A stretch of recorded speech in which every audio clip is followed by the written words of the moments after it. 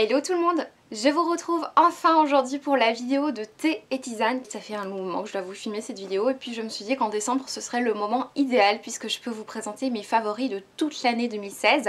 Donc dans cette vidéo je vais vous parler vraiment des thés que je préfère boire à diverses occasions et je vais également vous parler de quelques petites déceptions.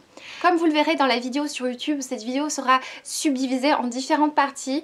Donc vous pourrez voir en barre d'informations à quoi correspondent ces différentes parties que vous voyez en fait directement sur YouTube. Tout d'abord je vais vous faire une brève introduction dans laquelle je viens vous parler de mes accessoires favoris et indispensables pour déguster le thé. Et ensuite je vais subdiviser ces favoris non pas en fonction des marques mais plutôt en fonction des types de thé. On n'a pas tous des affinités avec tous les types de thé, donc vous pourrez très bien voir en barre d'informations le type de thé qui vous convient. Donc n'hésitez pas, si vous n'êtes pas forcément intéressé par exemple le thé blanc, de tout de suite aller à la catégorie thé vert qui peut-être vous conviendra mieux. Je vais donc tout de suite commencer avec quelques petits accessoires qui me semblent indispensables pour déguster le thé. La première grande chose que j'utilise et que j'ai depuis très peu de temps, c'est une excellente bouilloire. C'est une bouilloire que je viens de me procurer sur Amazon il y a quelques semaines. On en avait vraiment besoin et j'ai décidé d'investir dans une bouilloire qui choisit en fait les températures. Donc celle-ci vous pouvez très facilement la trouver sur Amazon. Je trouve qu'elle est vraiment bon marché par rapport à ce qu'on peut trouver chez MediaMarkt par exemple ou dans des magasins de ce type. Je crois qu'elle coûtait aux alentours de 40 € et vraiment je trouve que c'est une bonne bouilloire. Bon, il faut la nettoyer de temps en temps à cause du calcaire, mais elle indique vraiment la température. Bon, si on veut 85 degrés, il faut mettre 75, comme ça au moment où on va chercher l'eau elle atteint 85 degrés, mais bon il suffit de s'adapter. Mais c'est une bouilloire que j'aime beaucoup pour le moment. Ça ne fait que quelques semaines donc je peux pas vous en dire plus sur cette bouilloire, mais en tout cas je trouve que c'est un indispensable si on est vraiment fan de thé. C'est vrai que j'aime beaucoup déguster le thé avec la température proposée. Les thés verts souvent ont une température beaucoup moins forte que les thés noirs par exemple. Du coup moi je vous avoue je suis un peu une puriste, du coup j'aime beaucoup utiliser cette bouilloire. Mais si vous n'avez pas forcément les moyens, que vous avez déjà une bouilloire normale et que vous voulez tester le thé à 80 degrés, il suffit de remplir votre tasse à 1/5 d'eau froide et le reste d'eau bouillante et vous obtenez plus ou moins la température de 80 degrés. Donc ça c'était un conseil d'un vendeur de thé. Ensuite pour faire infuser le thé, bien évidemment il y a tous les filtres à thé. Je vais pas tous vous les montrer parce que ça ne servirait pas à grand chose et puis ils sont pas tous facilement trouvables. Mais je peux vous conseiller, si vous faites souvent des invitations avec des gens qui boivent du thé, d'acheter ces petits filtres à thé des Jardins de Gaïa qui sont biodégradables et qui sont vraiment très pratiques avec une petite pince pour faire infuser le thé. Toujours indispensable pour déguster le thé, et bien évidemment une théière. Alors celle-ci je l'ai achetée il n'y a pas longtemps du tout, c'est pour ça que je vous la présente. Elle vient de chez Maison du Monde. Pourquoi je me la suis procurée? Tout simplement parce que j'en avais une qui était beaucoup trop petite et une qui était beaucoup trop grande. Du coup celle-là est juste parfaite pour 2 personnes. Elle coûte aux alentours de 15 € chez Maison du Monde. Donc si vous la voulez encore, en fait elle est encore disponible. Ensuite il y a cette belle grande théière que vous pouvez facilement trouver dans toutes sortes de magasins. Moi je l'ai reçue il y a quelques années mais je pense que vous pouvez encore la trouver. Celle-là vient de chez Casa. Elle est vraiment grande et elle fait près de 2 litres il me semble. Donc pour quand on a pas mal d'invités je trouve que c'est assez indispensable. Et ensuite il y a ma toute petite théière favorite qui est celle-ci en fait, qui vient je pense de Nature et Découverte il y a quelques années. Je l'ai reçue il y a 2-3 ans lors d'un anniversaire et je vous mettrai en barre d'informations un lien si vous pouvez encore la trouver. Donc je vais essayer de me décarcasser pour voir si vous pouvez encore la trouver parce que je la trouve magnifique. Par contre elle est toute petite donc c'est juste pile poil pour une personne ou alors pour mettre dans des toutes petites tasses. La dernière petite chose qui me semble importante, c'est la soucoupe dans laquelle on dépose en fait ces sachets de thé. Moi j'ai par exemple celle-ci je crois que c'est Maison du Monde, un petit oiseau dans lequel je mets ma boule à thé par exemple. Ou alors une petite soucoupe vraiment faite pour, je trouve ça assez important quand on se sert de thé de pouvoir déposer le sachet. Voilà pour les accessoires qui me semblent indispensables. Je vais pas parler plus longuement des accessoires, j'en ai encore d'autres qui sont pas hyper importants et qui sont plus gadgets. J'ai une grande série de tasses, je vais pas vous les présenter sinon cette vidéo risque d'être très longue. Mais si vous voulez une vidéo à ce sujet sur les accessoires qu'on utilise pour le thé, eh bien n'hésitez pas à me le dire en commentaire, je serais ravie de faire une vidéo à ce sujet parce qu'on ne l'a pas encore vu vraiment sur YouTube. Maintenant je vais passer au sujet vraiment important de la vidéo, ce sont mes thés et tisanes favoris. Je vais commencer par une petite sélection d'infusions que j'aime beaucoup déguster en ce moment. Cette année j'ai découvert Petit Pirate Fontaine de fruits de la maison Bourgeon. C'est une maison de thé qui est assez jeune, qui n'a pas plus de 10 ans. C'est une maison de thé française qui a souvent des parfums en fait évocateurs de l'enfance. Des parfums qui soit vous font penser à l'enfance ou soit conviennent vraiment pour des enfants. Ici c'est à base d'hibiscus, d'ananas confit, de popcorn, de noix de coco et de pommes et poires. Parfum très gourmand, en même temps un petit peu subtil, le popcorn ressort et c'est vraiment très agréable. Je vous mets de toute façon des petits extraits pour voir vraiment à quoi ça ressemble. C'est une tisane que j'aime beaucoup boire le soir, qui est très réconfortante je trouve. C'est pas trop sucré non plus, donc c'est juste ce qu'il faut avec ce petit goût de popcorn. C'est un thé qu'on peut boire également froid, ce n'est pas un thé qui est certifié bio.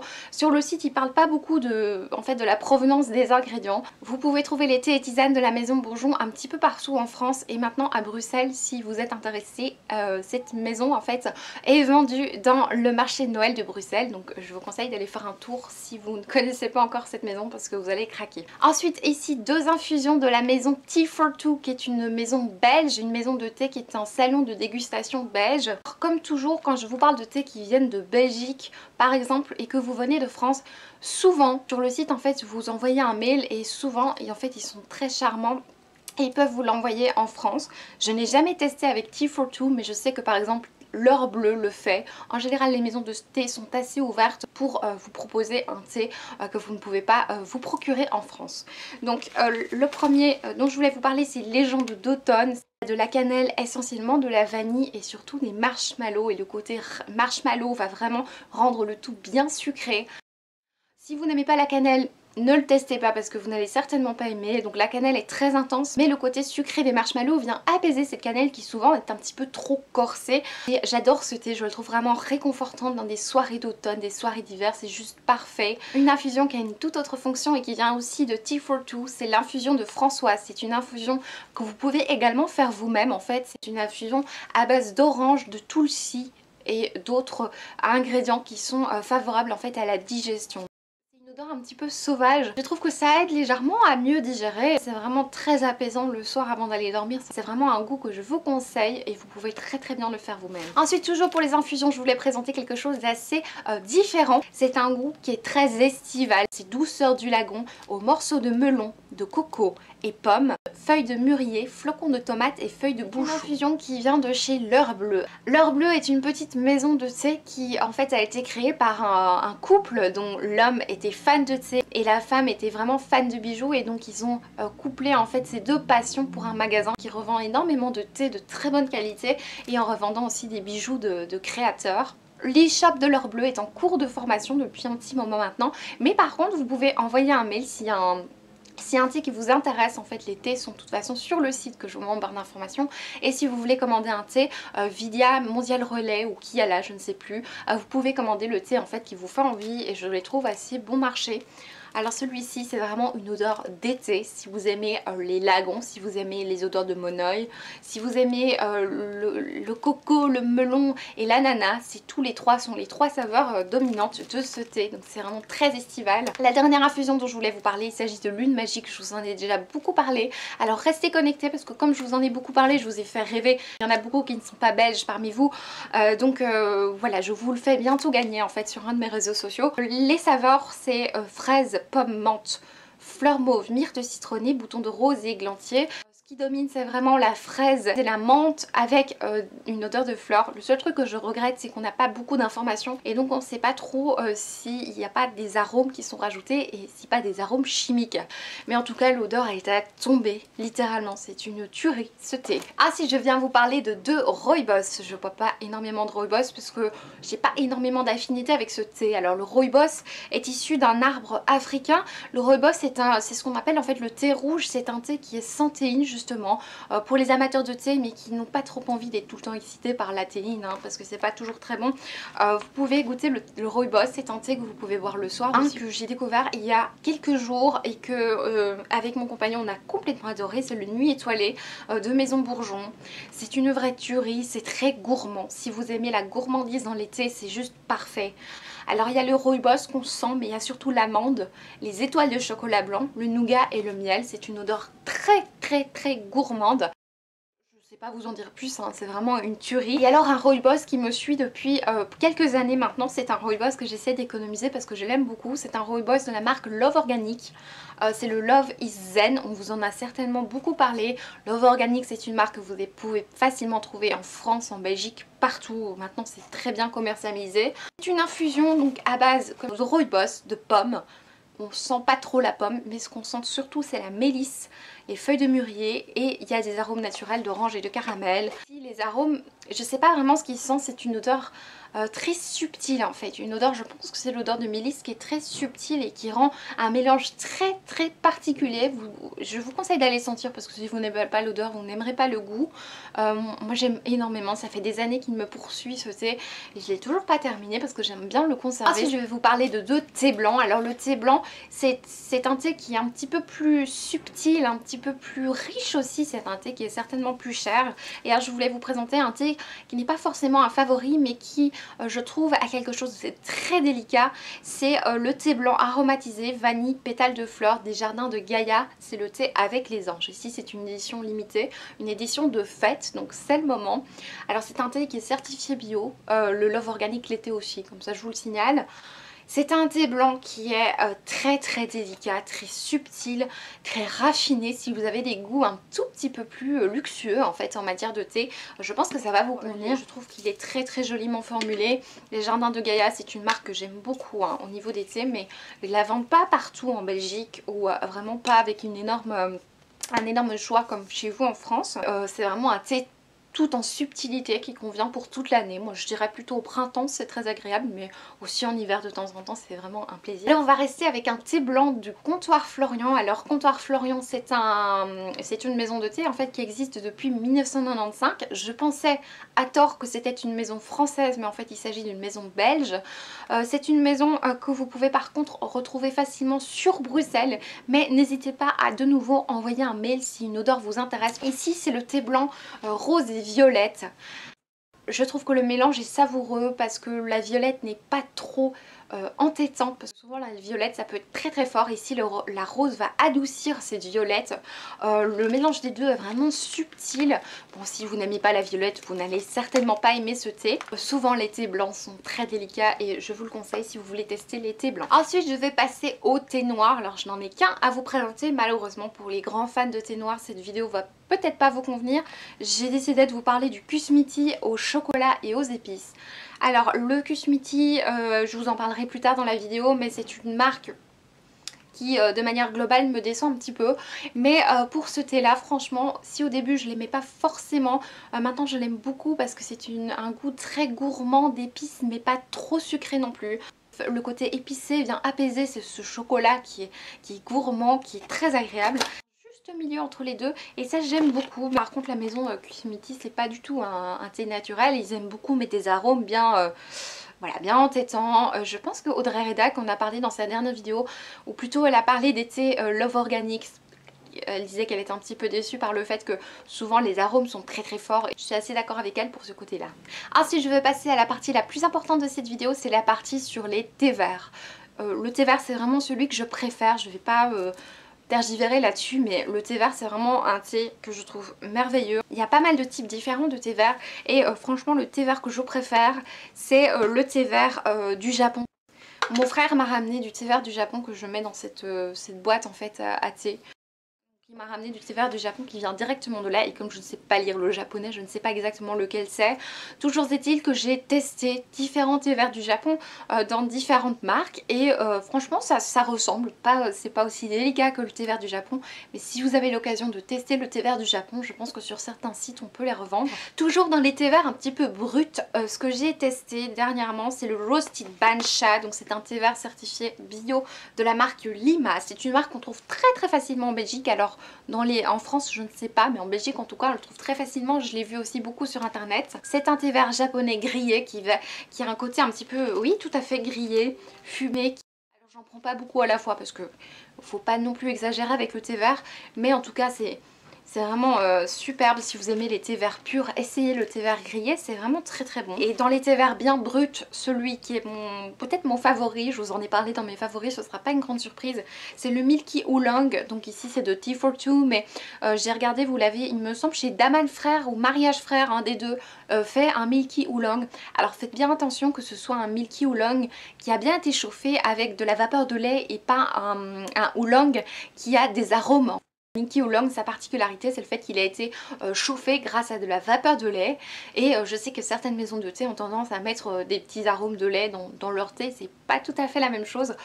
Moi Moi j'adore celui-là, le Milky Oolong, c'est une tuerie. Si vous aimez le thé vert, essayez le Milky Oolong parce qu'il y a un côté lacté qui va se rajouter à ce goût merveilleux de thé vert. On va rester avec un Oolong, alors avec un produit, je ne sais pas encore si c'est un favori, mais en tout cas c'était une très belle découverte. C'est le marron chaud caramel Oolong, toujours de Maison Bourgeon. C'est celui qui est au caramel, au châtaigne et au lait.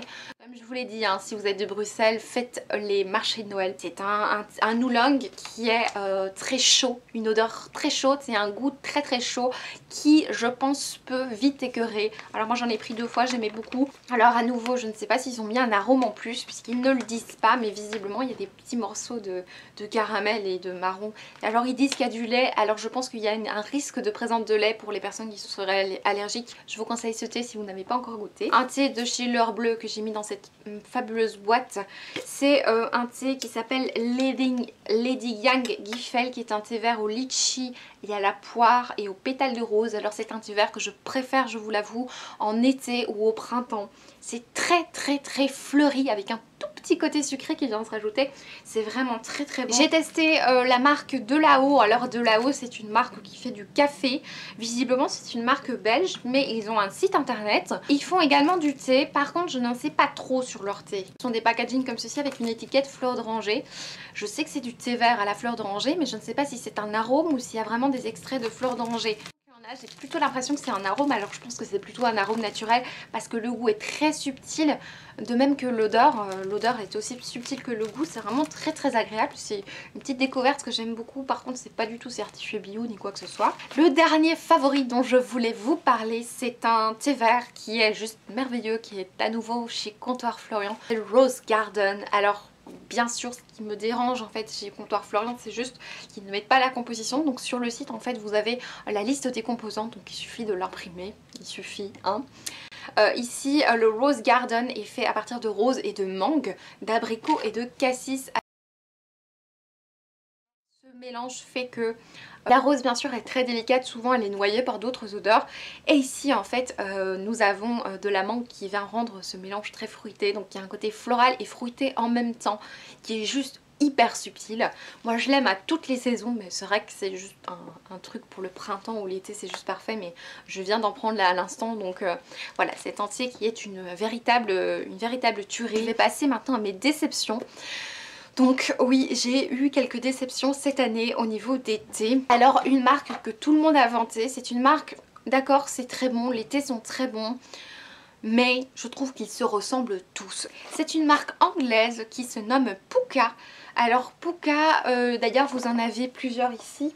Des thés, souvent je les ai vus sur Instagram, des gens qui en ont tellement bien parlé, et ce sont des thés qui sont pas trop chers, qui vendent facilement en Belgique, dont en fait le magasin en face de chez moi le revend. On le vend aussi beaucoup sur internet. Ici c'est le Nuit Paisible, alors que j'ai acheté vraiment essentiellement pour bien dormir.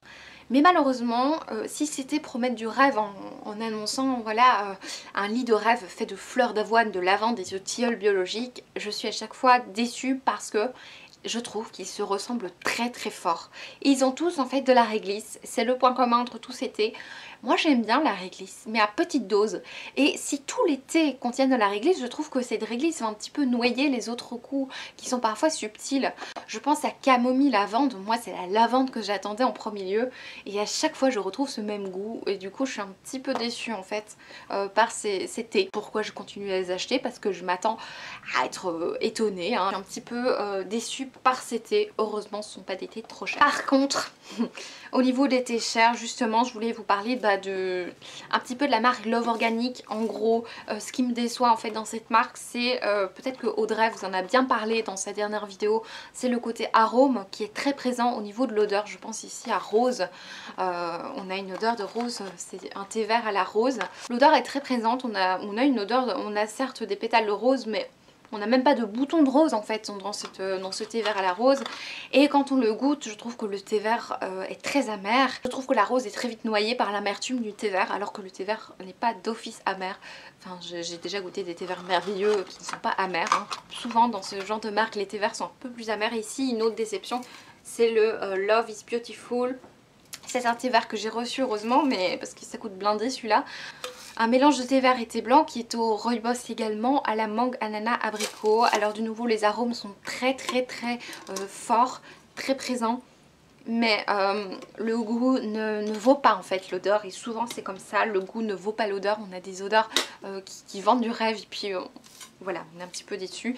Sinon il y en a d'autres de Love Organics que j'aime beaucoup, mais c'est une tendance plutôt à la déception. Et alors chez Kusmiti, il y a le bébé détox, hein. Ça faisait des années que je l'avais plus, je l'avais testé à l'époque, je pense que j'aimais beaucoup. Et on en a tellement parlé dernièrement que je me suis repris un petit pot. Ça sent divinement le pamplemousse, mais quand vous le goûtez, c'est une odeur, c'est un goût un petit peu chimique comme ça qui me dérange. Et certes il y a des petits pépins de pamplemousse, mais ça m'étonnerait que ce soit ça qui aromatise le reste. Je suis un petit peu déçue parce que ça vend du rêve avec l'odeur, et puis voilà, j'aime un peu moins que ce que je pensais. Donc voilà, c'est tout pour cette vidéo. N'hésitez pas à me dire en commentaire si vous avez testé de ces thés là, si vous avez envie d'en tester. N'hésitez pas à aller voir la barre d'informations parce qu'il y aura toutes les informations concernant justement les marques dont je vous ai parlé. Vous aurez toutes les informations si vous voulez commander. C'est tout pour cette vidéo, j'espère de tout cœur qu'elle vous aura plu. Je vous retrouve bientôt pour une prochaine vidéo qui sera une vidéo livre. Ciao!